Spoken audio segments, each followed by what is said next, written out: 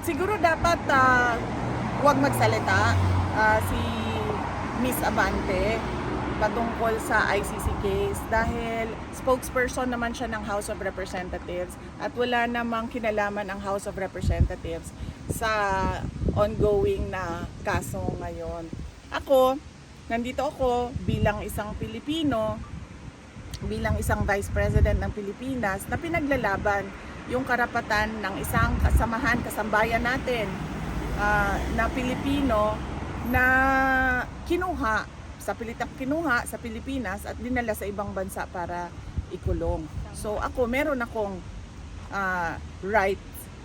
I have all the right to express my anger against what the administration of BBM did. Pero si Princess Abante, siya ay isang spokesperson ng House of Representatives. So ang dapat niyang itinatopic o ibinabahagi sa taong bayan ay kung ano yung nangyayari sa House of Representatives. Huwag na siyang sumausaw. Ayun. Huwag na siyang sumausaw sa it's out of her league.